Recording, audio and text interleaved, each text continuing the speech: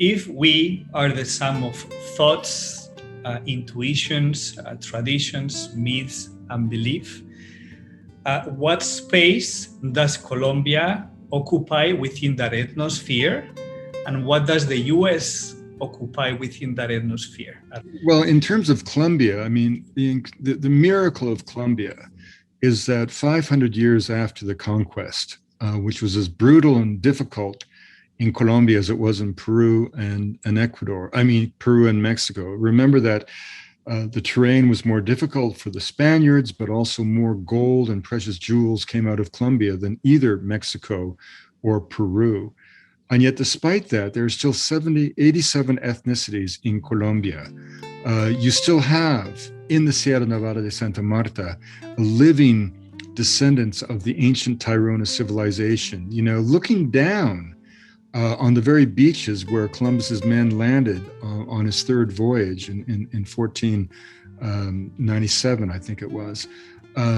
Literally 2 hours by plane from Miami Beach, and you still have the Mamos there to inform us, the younger brother, about how we should be living our lives. In the Northwest Amazon of Colombia, a region threatened now, but still a forest the size of France, peoples like the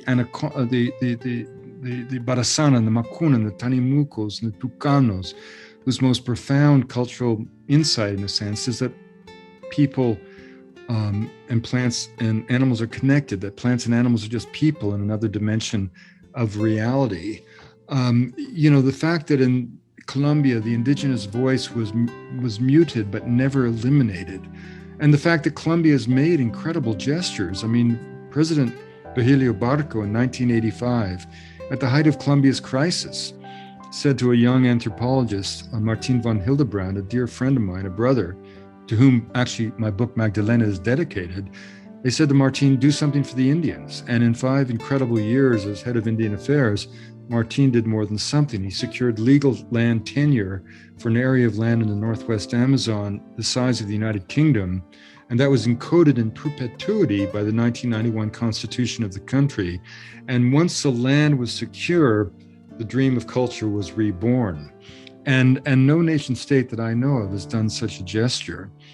In terms of the American contribution to the ethnosphere, I mean, America is a fountain of so many wondrous things. Let's remember that it was American industrial might that literally saved civilization during World War II. Russian blood and American industrial output. The American economy mobilized for war almost overnight.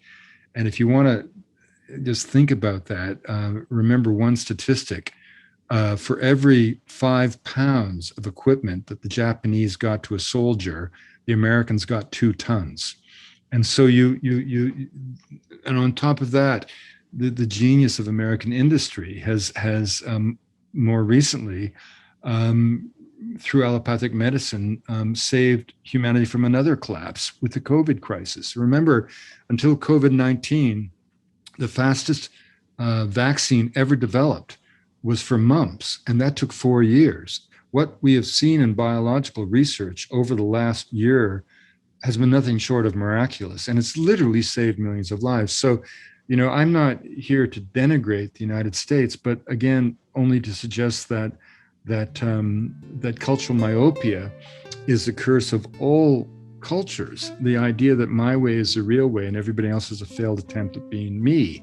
And it's not just the United States that is famously myopic, so were the Aztec. And so were the ancient Greeks. The word barbarian comes from the Greek word barbarous. If you didn't speak Greek, you didn't exist. And the argument of anthropology is that cultural myopia is like a disease that has haunted humanity, and we no longer can indulge that in an interconnected, multicultural world. The lesson of anthropology is that every culture has something to say. Each deserves to be heard, just as none has monopoly on the route to the divine. We know from studies of the human genome that race is an utter fiction.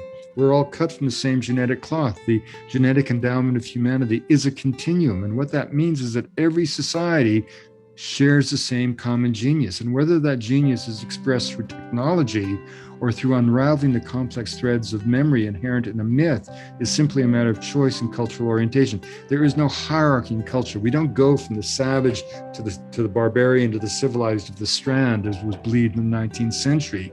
That old idea is as false and as distant and irrelevant to our lives today as a notion of clergymen in the 19th century that the earth was just 6,000 years old. In this stunning affirmation of the human spirit, genetics has proved the intuitions of anthropology, cultural relativism, the idea that every culture is just a product of its own past, of its own choices. And that's a wonderfully inspiring idea. Every culture is just a unique answer to a fundamental question.